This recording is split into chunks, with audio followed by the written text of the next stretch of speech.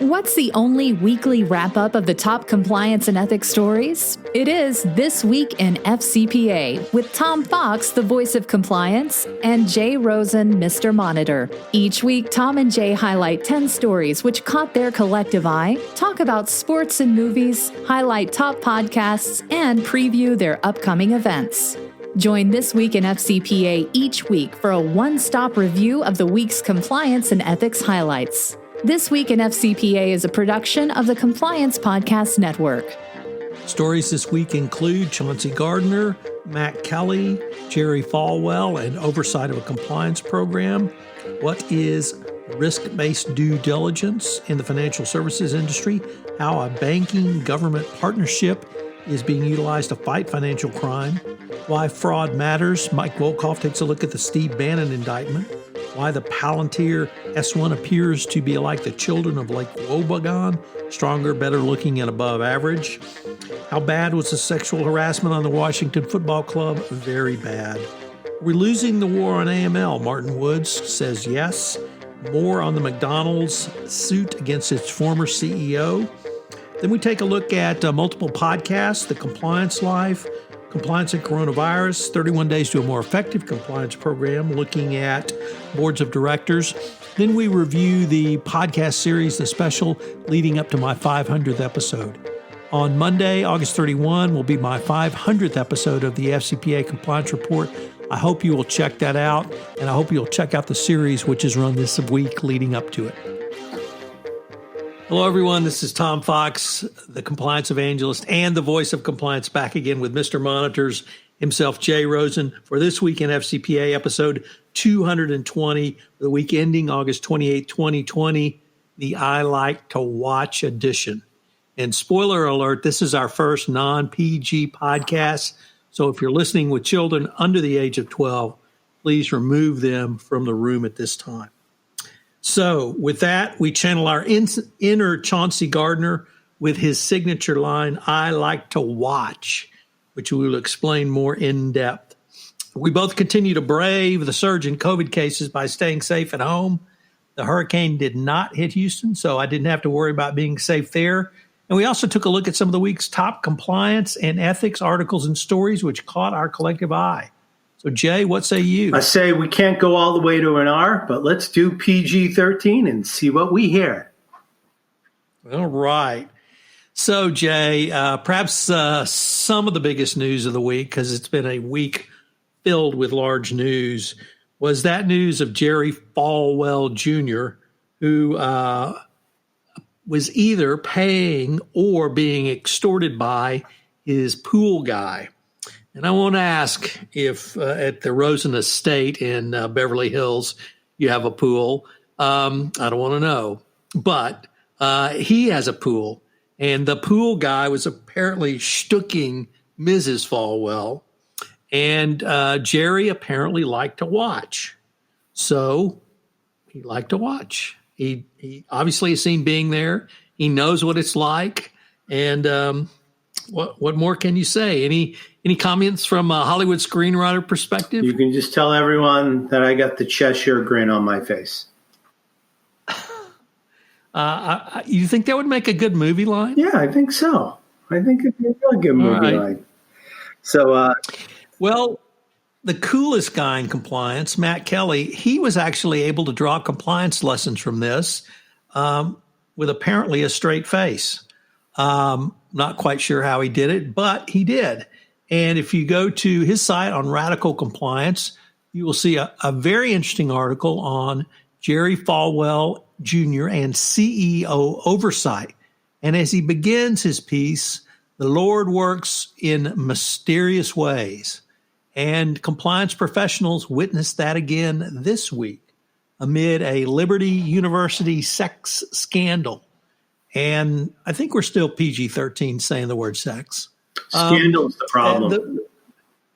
Okay. We've detailed the basic facts. The pool guy is a well-worn trope in Hollywood and in other areas of Southern California that make other types of movies that are not PG-13. Okay, stay on the rails, man. Stay with it. Stay with it, Tom. But the Matt was able to draw some compliance and, more importantly, corporate governance lessons. And what he talked about was when you have an outsized personality for a CEO and they go wild. And he pointed to Steve Wynn Resorts, Al Dunlap, Chainsaw Al, Elon Musk, or perhaps even President Trump. And how do you keep them under control? Well, in the corporate world, that's the function of the board of directors. And you have to have a board with a diversity of perspectives, women, minorities, more varied career experience, not the friends of the CEO. You have to have a board that acts as a counterweight to the CEO. I once had Joe Howell say that the job of the board was to put sand in the shoes of senior executives and to frankly be a pain in the wazoo. Note that PG-13 word. And then this also means more responsibility for nominating and corporate governance committees. So CEO oversight, I'm sure Matt did not intend that as a double entendre. But I'm going to stick with I like to watch. Any thoughts from sunny Southern California, Jay? Moving on. We're going to take a look at first of two from the Wall Street Journal, Risk and Compliance Journal. This comes to us from Mankey Sun. Bank regulators clarify due diligence requirements for politically exposed persons. 5 agencies say in a joint statement that the level of risk associated with politically exposed individuals varies. Banks and financial institutions need to assess money laundering risks and conduct appropriate due diligence when dealing with foreign public officials and their families or associates. People who are considered politically exposed may pose higher risk because their funds may be the proceeds of corruption or other illicit activities, banking regulators said in a joint statement. The agencies added, however, that the risks associated with politically exposed individuals vary, and not all of them are automatically higher risks. The agencies don't include U.S. public officials in the politically exposed persons category. The risk depends on facts and circumstances specific to the customer relationship, said the statement, which was issued Friday by the Federal Reserve Board, the Federal Deposit Insurance Corp., U.S. Treasury Department's FinCEN, which is Financial Crimes Enforcement Network, the National Credit Union Administration, and the Office of the Comptroller of Currency. For instance, a politically exposed individual who has a limited transaction volume and a low dollar deposit account with a bank and whose source of funds is known and legitimate could be characterized as a lower risk according to the statement. The agencies also clarified that there are no regulatory requirements or expectations for financial institutions to have unique additional due diligence steps for clients who are considered politically exposed. But they said the banks are required to, quote, identify and report suspicious activity, including transactions that may involve proceeds of corruption. The notice comes as banking regulators aim to address concerns that the banking industry that compliance with Bank Secrecy Act due diligence requirements have become overly burdensome and costly. This has led to many banks closing high-risk accounts. So that's what we've got from the U.S. Treasury.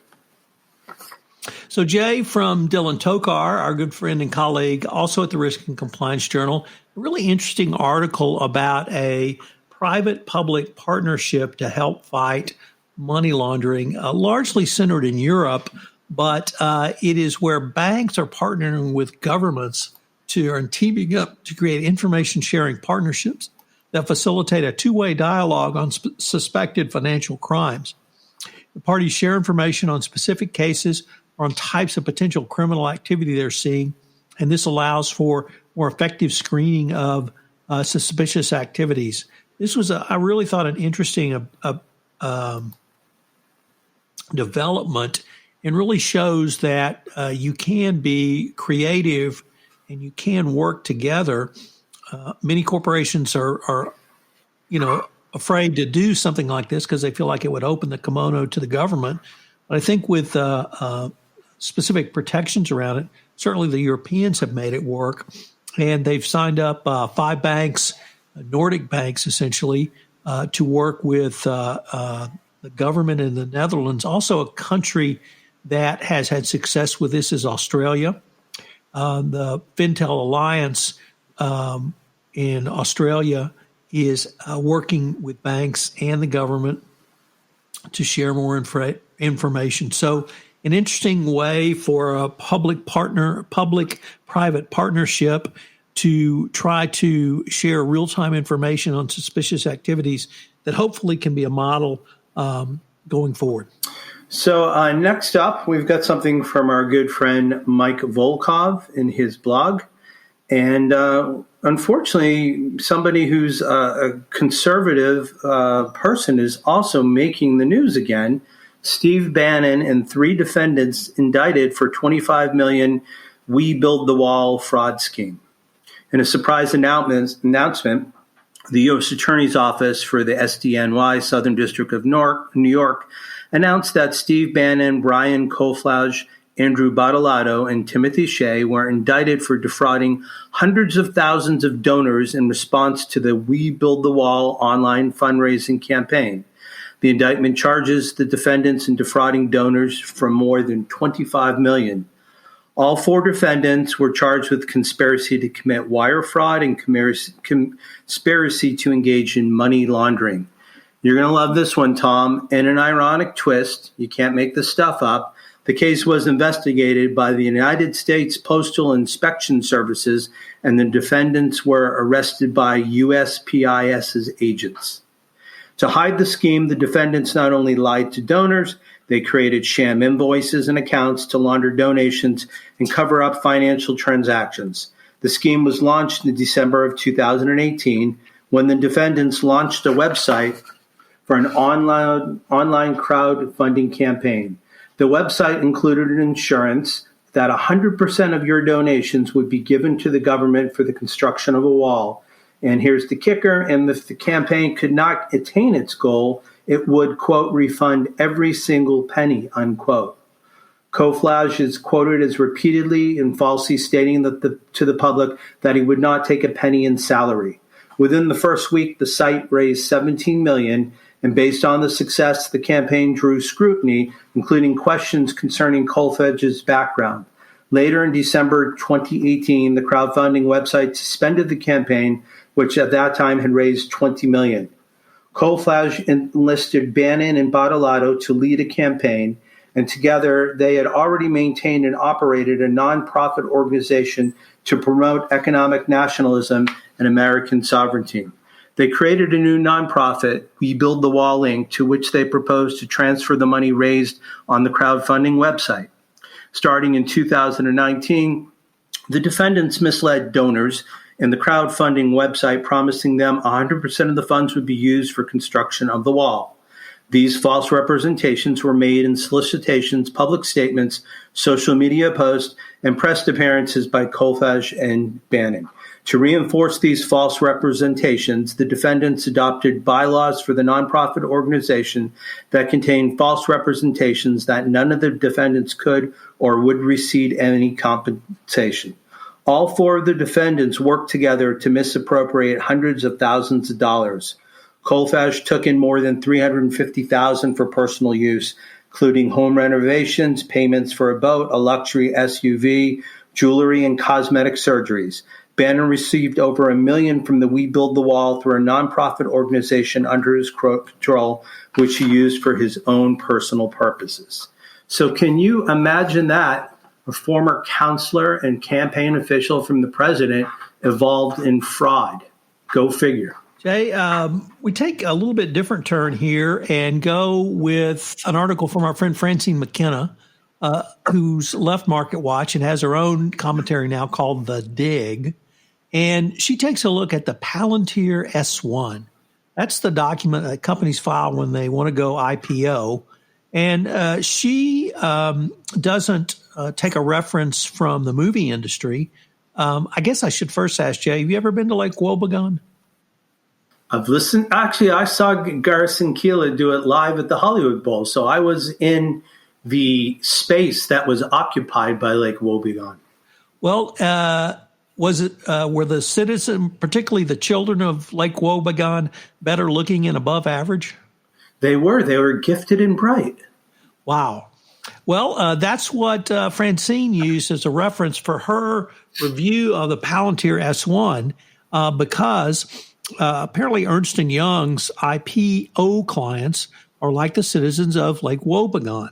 And apparently, rather, in none of the company's 2019 IPO clients, including WeWork, disclosed any material weaknesses in internal controls in reporting their S1s.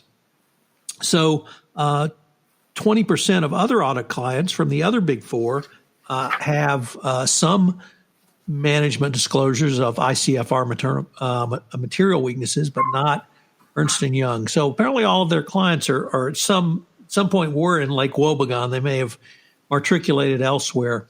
And but what I found either interesting or troubling was Palantir said to investors, we are currently not required to comply with the SEC rules that implement Section 404 of Sarbanes-Oxley, and therefore are not required to make a formal assessment of our effectiveness of our internal controls over financial reporting.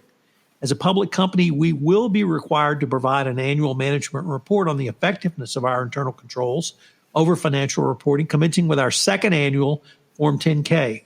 Our independent registered public accounting firm is not required to attest to the effectiveness of internal controls over financial reporting until after we are no longer an emerging growth company.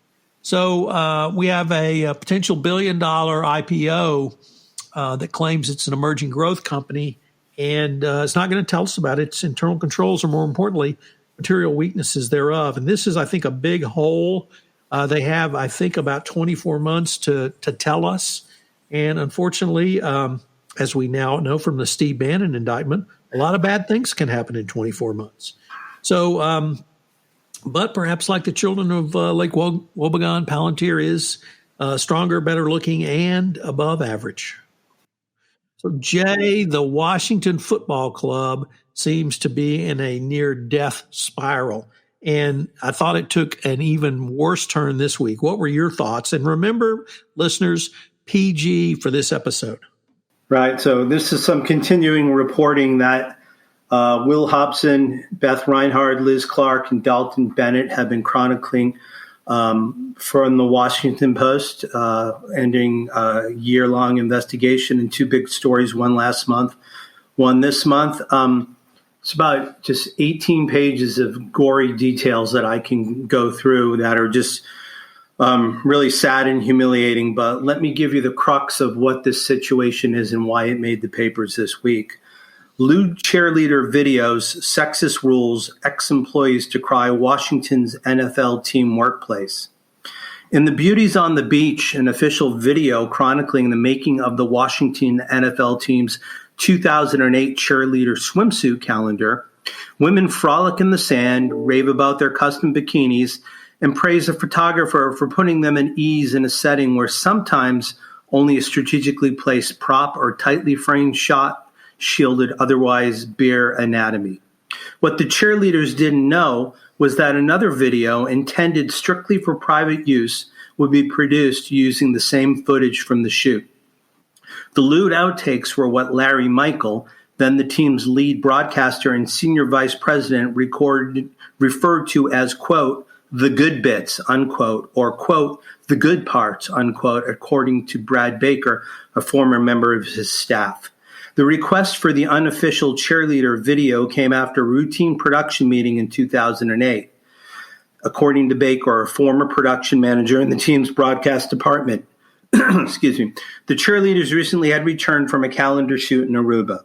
The 10-minute outtakes video was created on June 9th, 2008, according to metadata on the video file. It and a promotional video broadcast by the team share what appear to be identical frames.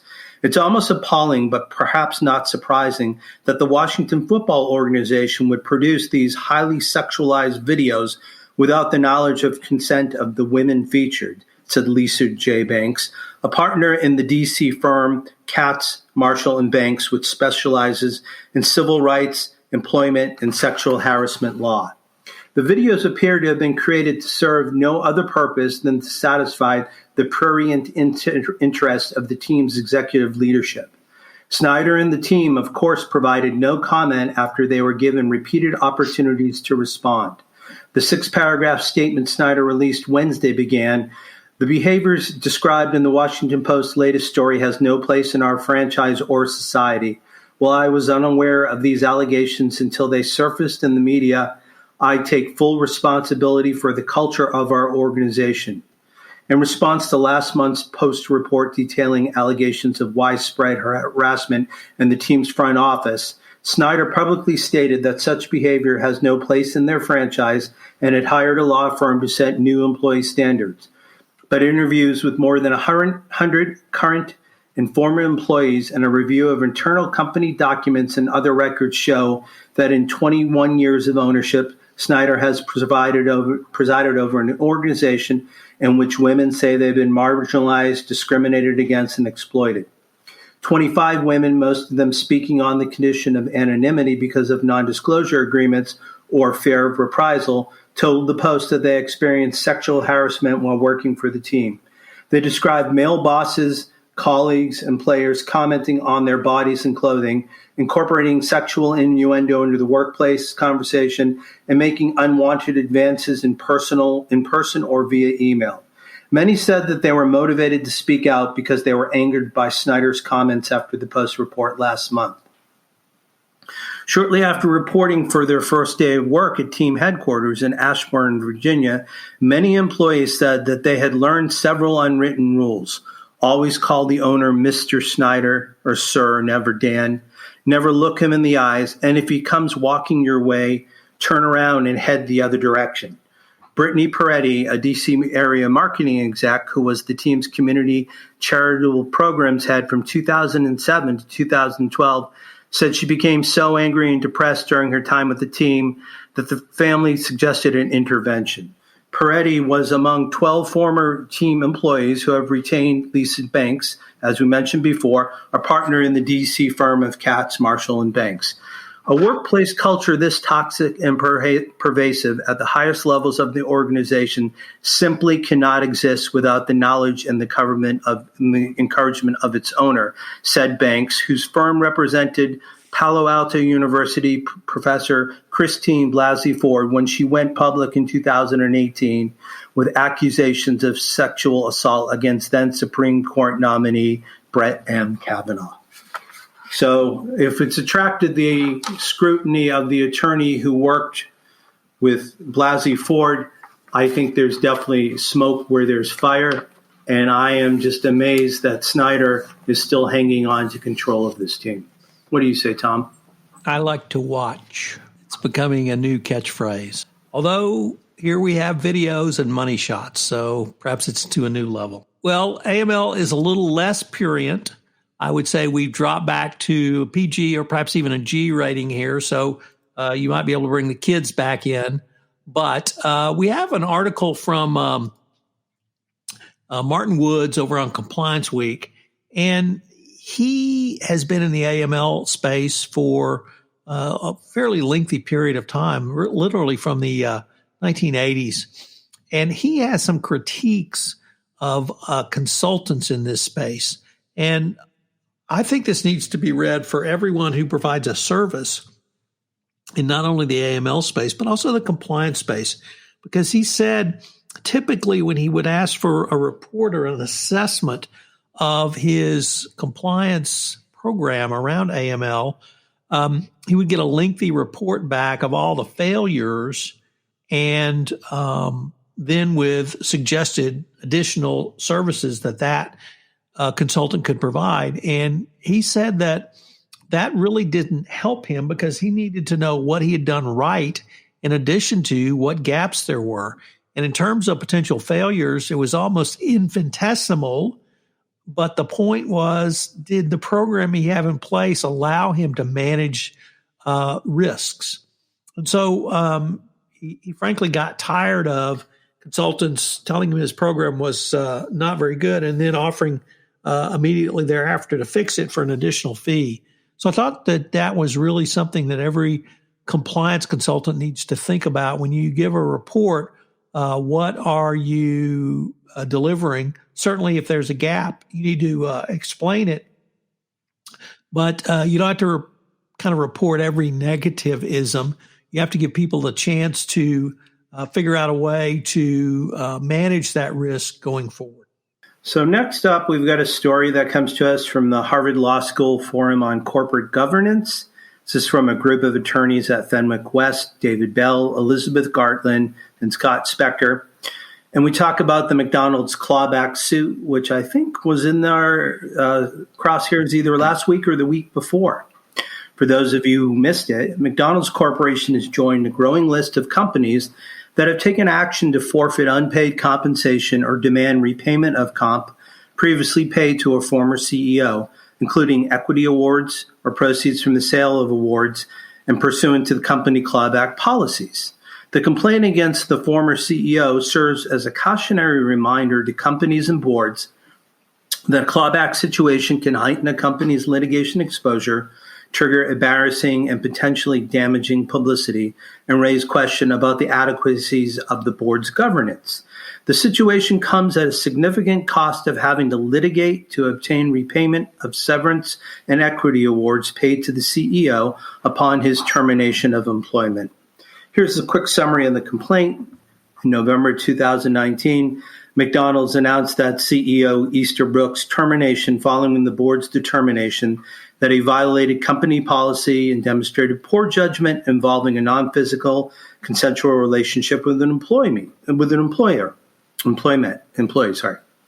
The complaint states that in July 2020, McDonald's received an anonymous tip alleging that a different McDonald's employee engaged in a similar sexual relationship with Easterbrook.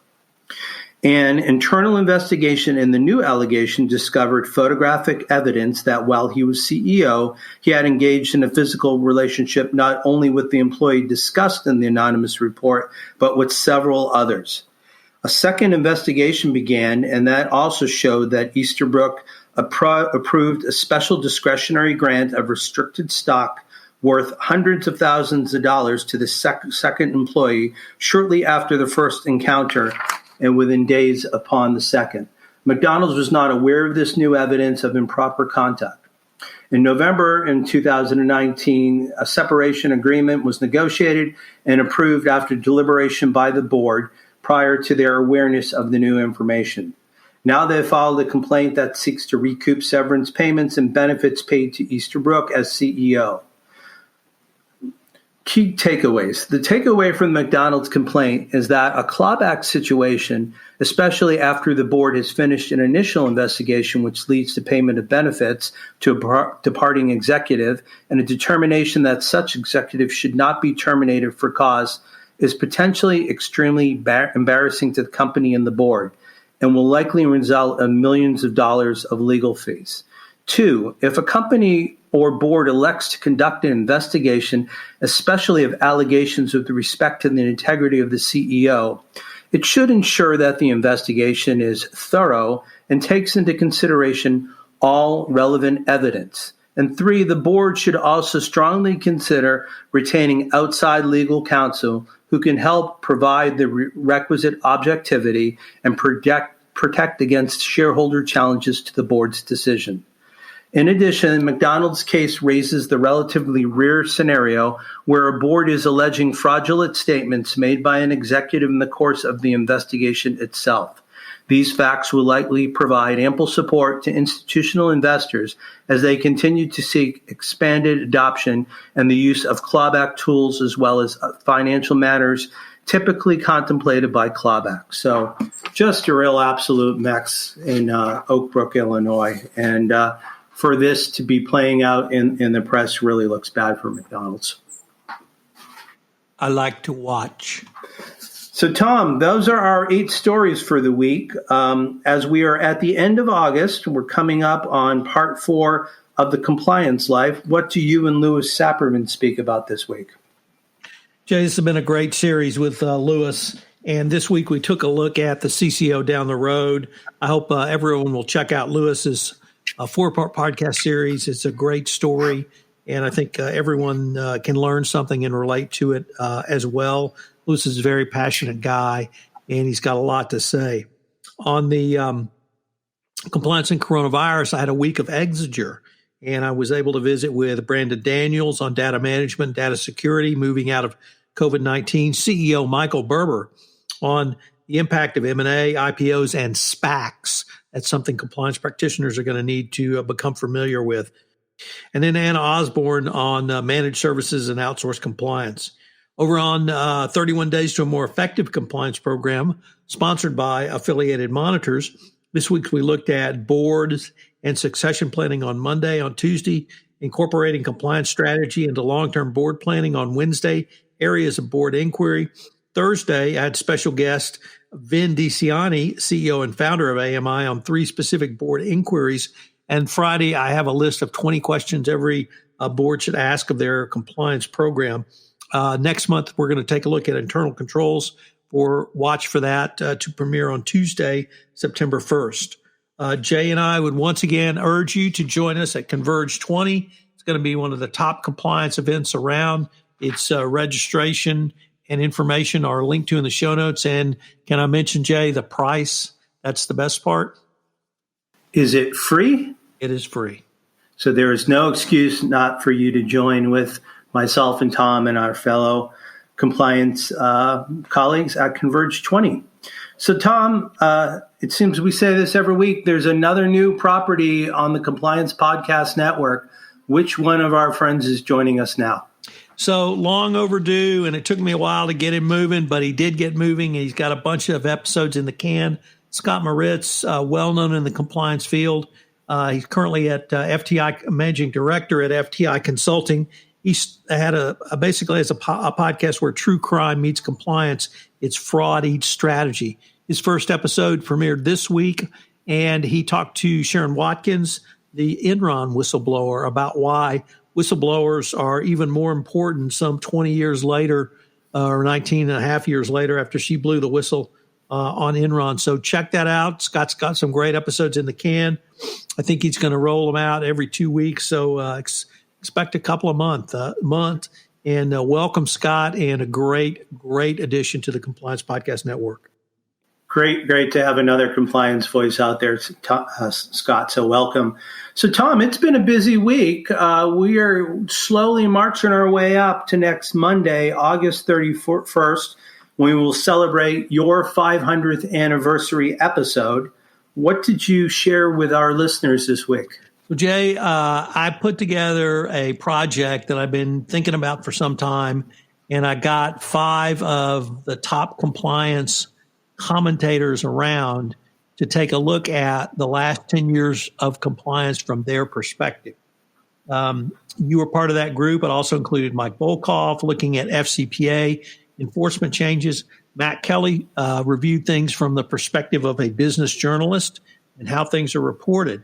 Jonathan Armstrong took a look at changes in data protection, data privacy, GDPR, UK Bribery Act, and of course the UK Modern Slavery Law. Jonathan Marks talked about how changes in internal audit both mirrored and even foreshadowed many of the changes he's seen in compliance. And you took a look at compliance from your perspective as a business development specialist and what you saw on the compliance side of things, sitting across the table and talking to and selling products and services. So it's I did a blog post and a podcast every day on these topics. This special series leading up to the 500th episode has been extraordinarily popular. I can't tell you the number of people who have told me how much they enjoyed it. They enjoyed having the top commentators literally in 1 week talk about a retrospective as we move into the 3rd decade of this year. So it seemed to be timely. It seemed to be something that everyone really enjoyed. Obviously, the commentators were first rate. They're people who've been in Matt's case, a journalist for 25 years. Jonathan's case, an internal auditor for 30 years. Mike's case, a lawyer for 40 years. You've been in BD for, I guess, 15 years maybe. I've been in compliance for 13 years. So Jonathan's been in data privacy literally forever, but he's been a lawyer for about 25 or 30 years. So a lot of experience, a lot of wisdom, a lot of fun. I hope that I can uphold the honor of the group when my episode goes up on Monday, I have a special guest host, Greg Greenberg. Greg's the general manager of the C-Suite Radio Network, but more importantly, he was an interviewer for Kramer. So he knows how to interview, and he interviewed me. And we took a look back at some of the top compliance issues that I identified over the past 10 years or so. I looked at some of the numbers of top episodes.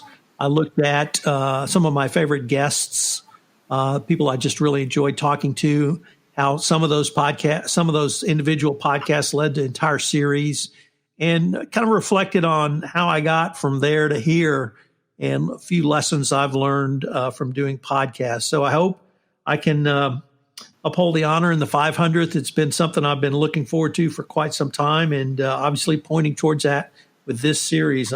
Maybe what's your perspective in having participated in and listened to some of these other podcasts? Well, it's interesting being on the other side of the microphone, so to speak, and it allowed each of us. We frequently quote from the folks who spoke this week. There's usually something on our website, on the podcast, from Mike Volkov weekly and from Matt Kelly. So I think it was interesting to give each other a little bit more just room to an expanse to talk about our ideas and articulate where we've been and where we think we're going to. So I know I was appreciative to be included in this group of 5, and hope we can do it again. And as I said, looking forward to Monday. Not to put a quash on the celebration, but I just wanted to turn our heavy hearts to Kenosha, Wisconsin, and just to once again be having a conversation about a situation that should never happen in the first place. And our thoughts go out, but we need more than thoughts. We need action. And this is something that I'm sorry to have to bring up. So on behalf of Tom Fox, waiting for his 500th episode on Monday, we'd like to thank you for joining us for this week in FCPA episode 220 for the week ending August 28th, 2020, the I Like to Watch edition. As always, we hope you will be safe. We wish you good health, and we look forward to speaking with you in the following week. Hello, everyone. This is Tom Fox again. I'd like to thank you for listening to this episode of This Week in FCPA. If you have any questions, you can email Jay at jrosen@affiliatedmonitors.com. You can email me, Tom Fox, at tfox@tfoxlaw.com. We've also got a new really cool app on the Compliance Podcast Network website where you can leave a voicemail or a message if you'd like to ask us a question or have a topic you would like us to consider. I hope you'll join us again next week when Jay and I look at some of the top compliance and ethics stories for the week that is to become. This Week in FCPA is a production of the Compliance Podcast Network and a proud member of C-Suite Radio. Thanks again for listening, and we look forward to visiting with you again.